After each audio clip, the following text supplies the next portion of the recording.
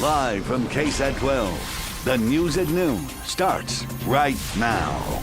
The drive to work has taken a painful detour for a local man. He ended up in the hospital after someone shot him, apparently in the heat of road rage. As Katrina Weber reports, police believe this started with a minor crash. It's a jarring sight, the doors of a pickup speckled with bullet holes. A phone call that came from this truck, though, caused pure terror for one family. I panicked, of course, as a mother, I panicked. I didn't know how bad it was. Barbara Hunter rushed over after getting that call that her son had been shot while on his way to work. He was in the driver's seat on Highway 90 when someone fired at him around 8 this morning. The 39-year-old's truck took on 3 bullets, one of which hit him in his leg. He then drove off the highway to this gas station on South Sarsamora to get help. It's horrible. Why would they do that? You know, why do they carry guns and why do they shoot at people like that? The way police explain it, it sounds like the result of road rage. They say witnesses told them someone in a car had tried to cut off the victim's pickup on the highway, then sideswiped it. They believe Hunter's son was trying to pull over when the person in the car pulled out a gun. Police say they can tell from the paint that was transferred onto that truck that the car involved was red in color. Witnesses say it was a sedan, but they say beyond that, they don't have much information at all on the shooter. While they are trying to find clues, Hunter is struggling to make sense of it all. I've had people follow me before, run me off the road, but never shot at. She says she is grateful that although someone did shoot her son, they didn't take his life. Katrina Weber, KSAT12 News. And the man charged in that fatal apartment fire in San Marcos in 2018 remains in the Hays County Jail with a bond set at $250,000. Meanwhile, this noon, we have more details about the moments leading up to that deadly fire. On Wednesday, officers arrested Jacoby Ferguson for intentionally setting the fire at the iconic Village Apartments in 2018 that killed 5 people, including Drew Estes of San Antonio. According to the arrest affidavit, a woman who moved out of the building left a mattress for Ferguson to have. Ferguson later told a friend that he was frustrated by being rejected by that woman and another woman in the building and set fire to the mattress. The district attorney's office will now decide if Ferguson will be charged with murder. Now shifting gears to weather, taking a live look at live cam. Again, another cloudy noon. I was just talking to Justin about this. We should be happy right now because we just had some of the hottest days, not just in San Antonio, but on Earth. And right now, SA is getting a small break. That's true. That 80 looks good. It does. And yesterday we barely got above 90. I mean, this is good July weather. Today's going to be a little bit warmer. We still have cloud zone. This is helping. This will keep temperatures in check again today. Now, after today, it's a different story. We start to really heat up. Let me show you the authority radar right now. There's not much there. We have a couple of very, very light showers. And we've seen a few sprinkles here and there, but I'm just not expecting much today. It's mostly just cloud cover that we'll worry about. And as we look at the big picture here, you can see all the heavy rain still out in the Gulf of Mexico. But this little disturbance here that has been kicking up the rain showers, it's really starting to move away, and high pressure is starting to nudge in from the west. And this is why temperatures are going to really crank up here starting tomorrow, but more so as we get into the latter part of the weekend and next week. 85 at 1 o'clock, 88 2 p.m. And as we get into the afternoon, we'll keep a 20% chance of rain going. And temperatures should make their way up to around 92 or so. There will be a little bit of a heat index today, and clouds are starting to break up some. So I think we'll probably go partly cloudy by the time we get into the late afternoon hours. And then tonight, everything looks good. If you have Friday evening plans, all is well there. Not a lot in the rain department. We'll talk about the heat, how hot it may get, plus some updates on the tropics, too, coming up here in just a bit. All right, thanks for that, Justin. New at noon, a bicyclist hit by a driver at a West Side intersection had to be taken to the hospital today. San Antonio police say the incident happened after 5 this morning on Caleba Road, not far from Callahan Road. Police tell us the bicyclist, who did not have any lights on his bike, entered the intersection when a driver had a green light. The bicyclist was taken to the hospital with minor injuries. A man is still in the hospital after police say someone shot him last night on the southwest side. Meanwhile, whoever pulled the trigger is still running free.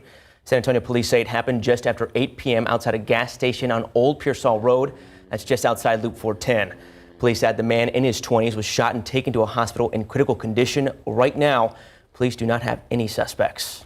U.S. park rangers are asking for your help after Mission San Jose here in San Antonio was vandalized and had its famous rose window broken. It's small damages that come with big and historic ramifications. Mission San Jose was established in 1720, making it more than 303 years old. According to U.S. Park Rangers, on June 28th, someone tried to get inside the church, causing damage in the process.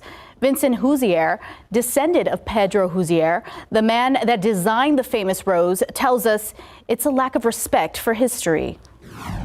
I thought this place was going to be sacred, and they still came in and did something. Get a life. Instead of doing this, go look for a job and keep yourself busy. The Archdiocese tells us this is not the first time vandalism has happened at Mission San Jose and other missions here in San Antonio. They believe they've seen an uptick in the last year or so, but aren't sure why. The gunman who killed 23 people in a racist attack at an El Paso Walmart in 2019 is still waiting to learn his punishment for one of the deadliest mass shootings in U.S. history. Victim impact statements continued in court yesterday in the sentencing phase of the federal case. Patrick Crucius is expected to be sentenced today to multiple life terms in federal prison, but the 24-year-old could still face the death penalty in a separate case in a Texas state court that is yet to go to trial. Crucius pleaded guilty in February to nearly 50 federal hate crimes. A Texas man who was falsely reported missing for 8 years is now reuniting with extended family. Investigators say Rudy Farias was actually living with his mother the entire time, and they accuse her of deceiving investigators in the years since his supposed disappearance. Bryce Newberry from our sister station in KPRC spoke to Rudy's aunt about their emotional reunion. After 8 long years, very beautiful to see him, that he's okay. Rudy Farias' Aunt Pauline. He's skinny, but he's okay. Finally got to see him tonight. We hugged until I finally let go. The 25-year-old reported missing at age 17 showed up outside this Magnolia Park church a week ago, but Houston police say he wasn't actually missing all this time. Rudy returned home the following day on March 8th, 2015. They followed up on tips, but say his mother deceived police, insisting friends and family were seeing her nephew, not her son. Both Janie, Rudy's mother, and Rudy himself gave fictitious names while interacting with various patrol officers. Rudy is now staying with family friends. His aunt says he needs time to focus on getting well. He doesn't want to go back to his mom. Investigators say no reports of sexual abuse came up during HPD's interview with Rudy, but family members still want more to be done. I still feel that he's traumatized. He's gone through a lot, and I still feel that further actions need to be taken. The district attorney has not filed any charges at this time for making fictitious reports and failure to ID. However, police say it's still an active investigation and they are continuing to follow new leads. And coming up, a museum is offering folks the chance to escape the sun and soak up some history instead. How a new exhibit explores the origins of a local brewery. And the San Antonio Spurs are enjoying a bit of a win streak, even without the #1 draft pick playing yet. But now Wemby is set to finally join his new teammates on the court. What he's saying heading into his first game as a Spur. And we have an update we want to bring you. The gunman who killed 23 people in a racist attack on Hispanic shoppers at a Walmart in Texas has been sentenced to 90 consecutive life sentences in federal prison. Patrick Crucius pleaded guilty earlier this year. He's still facing state charges. Texas prosecutors want Crucius to get the death penalty when he stands trial in state court. That trial date has not yet been set. Now to Russia's war in Ukraine and the Biden administration's plans to send a controversial batch of weapons to the battlefield. ABC News is reporting the Pentagon will provide Ukraine cluster munition. ABC's Faith Abube explains why the decision is already drawing some pushback from human rights groups. The Biden administration is expected to announce it plans to send cluster munitions to help boost Ukrainian forces on the front lines. The decision would be a major change for the administration after months of hesitation. U.S. Ambassador Linda Thomas Greenfield, seen here last year, blasting Russia for using them. We've seen videos of Russian forces moving exceptionally lethal weaponry into Ukraine, which has no place on the battlefield. That includes cluster munitions and vacuum bombs, which are banned under the Geneva Convention. Russia's actions go against everything this body stands for. Cluster munitions are highly lethal weapons that are meant to break apart midair and scatter bomblets over a large area. But they are controversial due to the potential for civilian injuries and deaths when they fail to explode after they are deployed. More than 100 countries have banned them, but not the U.S. We would be carefully selecting rounds with lower dud rates, for which we have recent testing data. Military analysts say the weapons could prove critical in Ukraine's counteroffensive, but they could also raise tensions even more between the United States and Russia. This new video released by the Pentagon showing Russian fighter jets harassing U.S. military drones over Syria. We call on the Russian forces to cease this type of reckless behavior and to behave like professional airmen. U.S. officials say the dangerous move was the second time in 2 days. In the first incident, the Air Force says Russian fighter jets dropped multiple parachute flares in front of U.S. drones, forcing them to conduct evasive maneuvers. Russia is blaming the U.S. for the incident, saying that it violated deconfliction protocols, but the Air Force called that claim ridiculous. In Washington, Faith Abube, ABC News. I don't know what time you walked out the door this morning. I walked out around 8 a.m. and it felt amazing outside. Right. It was overcast, but there was a nice little breeze. Will all these clouds produce any rain? That's the big question. And I'm loving this change. It's been nice. It's just short-lived. That's the problem. Yesterday we got some rain. Today we've got the cloud cover, but not a lot of rain coming out of those clouds. We don't expect much today. The aquifer, unfortunately, fell today. 0.3 of a foot, 633.3. In your pollen count, Boulder low at 420. We will look at the radar. There's a couple showers there, and we'll talk about what the weekend forecast holds coming up.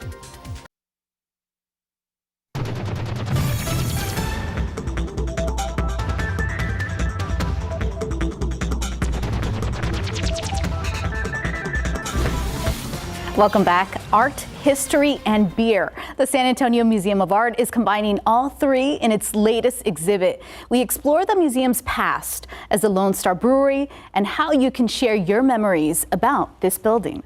We're housed in the original Lone Star Brewery, so it's a celebration of those origins, the building's history, and our neighborhood. The new exhibition at the San Antonio Museum of Art explores the evolution of the building's history, from a brewery to an art institution. We were built in the late 1880s by Adolphus Busch, and it really runs the gamut all the way to current today. So it was this dilapidated building, it's lived many lives, and then in the 1970s, a group of visionaries came through and said, this is where we need to build a museum, and put in a lot of resources and effort to build the building as it is today. On one side of this wall, there's a picture of the original staff from the Lone Star Brewery.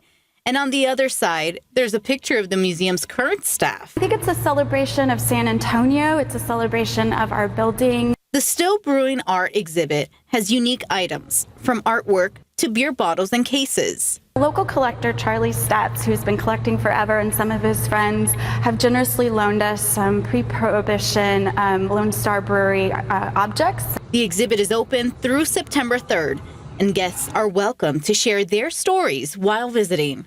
Whether they had somebody who worked at the brewery or have visited and had a special experience here at the museum, we want to hear their stories.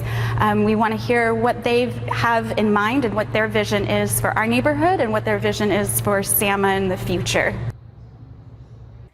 It's a beautiful gem in our city, and I know I got you at beer, right? Yeah, exactly. As soon as the package introed, I said, Tiff, you had me at beer, and what makes it better, it's a drink with a view. How can you beat that, Justin? It's true. It's true. It's a really cool exhibit. You said it's staying here for a while. Till September, so we're going to have all of those details on KSAT12. Very cool. We know it was nice yesterday was the fact that we got some rain. Some people got some decent rainfall totals. We noticed some spots in San Antonio about 1/4 of an inch of rain. We can't complain about that. We had the June heat wave, and then things have kind of quieted down a little bit. Now I think we're going to step into July heat wave. So just prepare yourselves. Let's take a look at the situation that we have going on right now. We're still got high pressure on either side of us. We've kind of been stuck in the middle where it hasn't been too bad, but This little area of low pressure that's been bringing us some rain is moving away. It's weakening, and this ridge you see out to the west, that builds in. Now, it's not going to move right over top of us, but it's close enough to really bring temperatures up. So as we look forward in time here, yeah, that moves away, and then as this builds in, it kind of just takes over our forecast and sweeps away all our rain chances, unfortunately. High temperatures as this builds in. Well, we'll see 90s today across Texas, so it's not too bad, but close to 100 out in West Texas. The really hot stuff still across the desert Southwest, Phoenix, Tucson, places that'll be above 100 today, and they've really have been suffering with some really high temperatures. Our numbers, we're thinking 92 today, but it steps up from there, actually quite dramatically by the time we get into tomorrow and Sunday. Quick check of the radar. Not much left. We had a good batch of heavy rain this morning down there in Corpus Christi and Beeville over towards Cotulla. That has since dissipated. And we're not seeing much here around San Antonio. Maybe a few very, very light sprinkly showers, but that's about it. And the cloud cover has really been there most of the morning too. Those clouds are starting to break up. And I think that we'll get some sun here next couple of hours. As we look forward in time here with the forecast, it does show a fairly quiet scenario this afternoon. This is around 4 o'clock.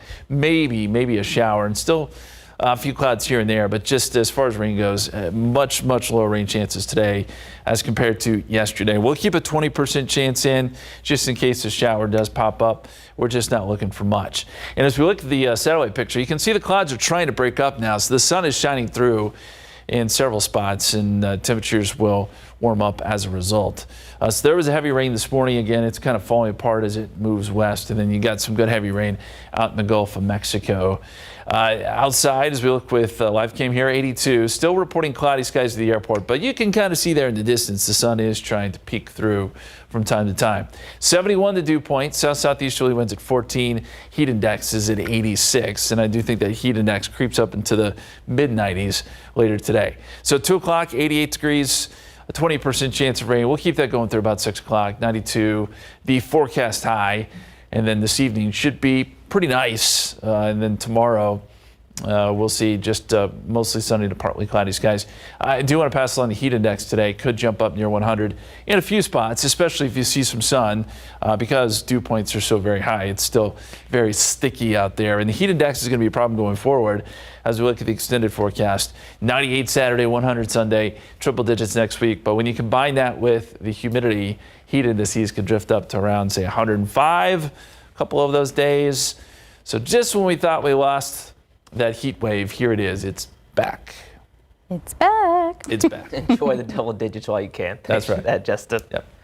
All right. Now, all right, we're all ready to drive off into the weekend, but we can expect to see some closures that could slow us down a little bit. So let's go ahead and talk about what's going to be taking place here along Wurzbach Parkway. You may have noticed that these roadway improvements have been current for a little while, but guess what? They're going to take us all the way to the end of the month, July 31st. It all starts at 9 in the morning, and hopefully we'll wrap around 3 in the afternoon. What we're seeing at this time is our alternating lane closures in both directions from Northwest Military Highway to Weidner Road.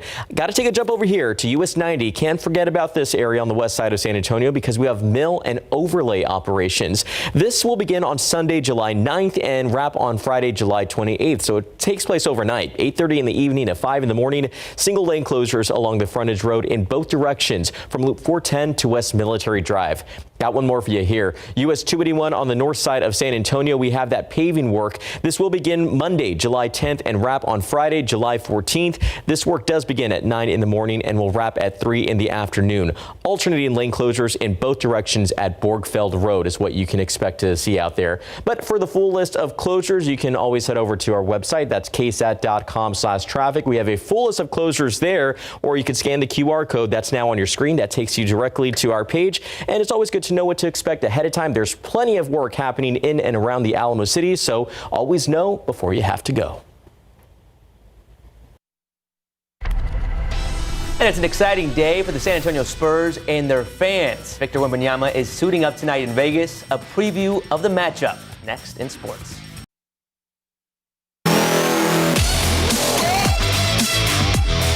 All right, today's the day that we've been waiting for since we won the draft lottery. The Spurs are finally going to get to see Victor Wembanyama in some action in Las Vegas. This as the Silver and Black come off a very successful 2-game Summer League stretch in Sacramento. we got to see several standout performances, including Julian Champagny and last year's second pick in the first round, Malachi Branham, as well as Blake Wesley, who was the Spurs' third pick in the first round last year. The young guys beat the Hornets and then the Lakers. Now it's time for Victor Wembanyama to become part of the experience in Vegas. And he already had a taste of the attention he's going to get. Tonight's game is a sellout, nearly 19,000 for a summer league game. Yesterday he talked about the sellout and his approach to his first game as a Spur. It's a really good thing to, I think, for me. I think I'm a good person, so I think I can influence people in a good way. And if I can give even just 40 minutes of fun to 17,000 people tomorrow, I'll do it. And as long as I can do good to people, I'll do it. One thing's for sure, all eyes will be on Wemby as soon as he touches the rock. Here's tonight's matchup. Spurs take on the Hornets, and tip-off is set for 8 tonight in Las Vegas. And we do have an update this noon. No charges will be filed following a brief investigation into the alleged altercation involving pop star Britney Spears and Victor Wembanyama's security team. That's according to Las Vegas police. Spears said she was hit by a security guard as she tried to approach Wembanyama near a restaurant in a casino complex on Wednesday night. She filed a police report alleging battery. Wembanyama said someone tried to grab at him. It was later learned that that person was Britney Spears. Las Vegas Metro Police Department confirms its investigation is over and no charges will be filed against the person involved. So a lot of eyes are going to be on this game tonight. Yeah, and now he can focus on the game Yes. now that this Britney drama, all that altercation stuff is kind of hopefully quieted down. Right? More to come. A breakthrough treatment for Alzheimer's now has FDA approval, giving many hope. However, doctors warn the drug is not a cure and it may not work for everyone. And we're taking a peek in at SA Live in Market Square. We've heard they've been having fun playing pranks on each other. They learned some tips from the ultimate prankster, Johnny Knoxville. Can't wait to see what happens next. A massive fire aboard a cargo ship in Newark, New Jersey killed 2 firefighters. Officials giving an update on the blaze this morning. Crews are still battling the fire. ABC's Rena Roy reports it's been burning more than 36 hours. New drone video shows flames engulfing this cargo ship at one of America's busiest ports Wednesday. The massive fire claiming the lives of 2 New Jersey firefighters. The Newark firefighters will be etched in the city's history, public safety's history, and the fire department's history forever. Lost but not forgotten. The fire broke out on the 10th deck of the ship in Newark just before 9:30 p.m. as crews were loading cars for export. Flames spreading fast. This was the first Mayday call. Mayday, Chief. Got a firefighter that's on the floor where they went in. He needs air. And this was the second. Firefighter Brooklyn, firefighter Alcaboo, if you can hear this, activate your panic alarm button. This is headquarters. 45-year-old Augusto Akabu and 49-year-old Wayne Brooks Jr. becoming trapped. They were recovered but later died at the hospital. I keep having the images of 2 firefighters being lowered down from a pulley. No words to describe the courage I saw.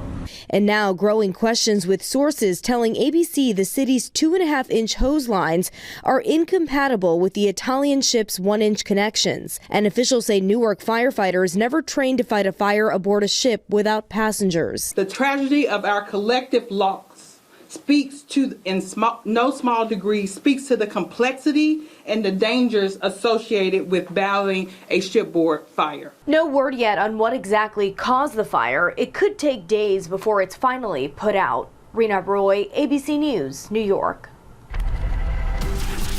All right, taking a look at live cam. The clouds are still there. We know there's some small chances. How long do we have until things start to heat up again? Can we enjoy the rest of Friday? What's going on? Yeah, you got like one day. Yeah. The rest of today should be okay. Make it worth it. I'm trying. We may still get into the 90s this afternoon. You saw the sun starting to shine through, but today won't be so bad. It's over the weekend that things really start to heat up. Maybe this weekend you're heading down to the coast to cool down. 92 on Saturday, 93 Sunday. Some pretty good weather down there in Port A and Rockport. Water temperatures are still pretty warm, around 85 degrees or so. Looks good. Not a lot of rain chances down there. The rain is all beginning to move away. Here's a quick check of the radar. And I did just get a report out of Kerrville saying they're still seeing some light rain there. Maybe a little bit of drizzle still holding on there in the hill country. But a lot of this cloud cover is starting to break up. And I do think we'll see more sun as we head into the afternoon. Pollen count is in. Molds are low. They're at 420. Want to pass that along. We haven't seen a whole lot of issues with the pollen count. That's good.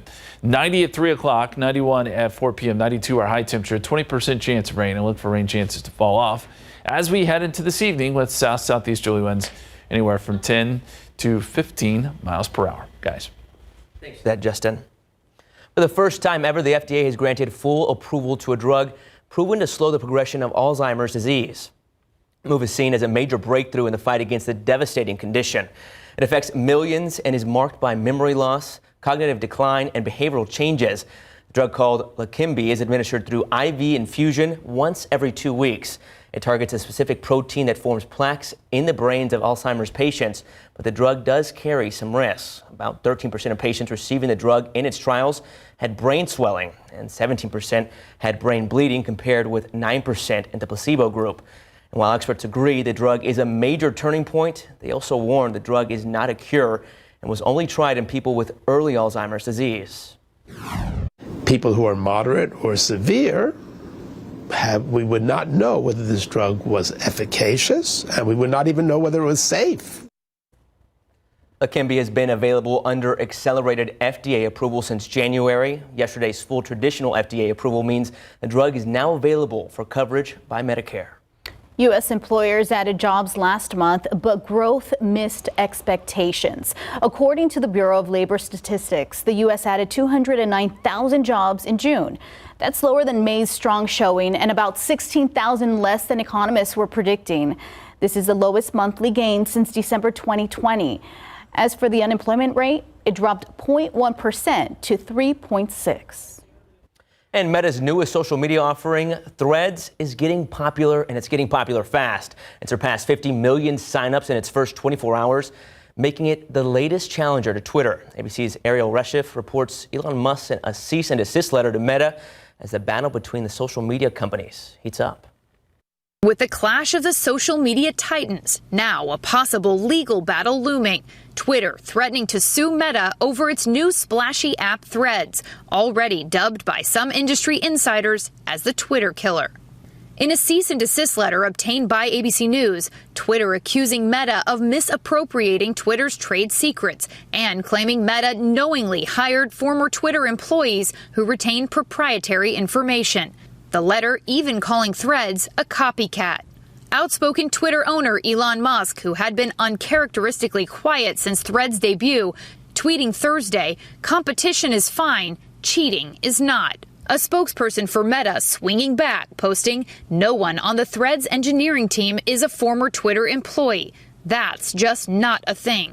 And Meta co-founder Mark Zuckerberg claiming more than 30 million signed up for Threads just hours after it launched, threatening to pluck Twitter's 330 million active users. The app just feels more personal because it's using all of your personal information that they've collected on Facebook and Instagram and other apps. The new interface has some similar elements to the Twitterverse, offering a repost button that looks just like the retweet function. But in contrast to Musk's controversial decision to limit the number of tweets users can read in a day, Threads has no boundaries on how many posts users can see. That was ABC's Ariel Reshef reporting. It's unclear whether the legal wrangling will lead to actual litigation. A budding musician gets a shock while strumming a guitar. How Hawk ended up inside her apartment. And a local church is asking for donations to help families in need get supplies they need for the next year. What items they need and how families can sign up to receive the help before August.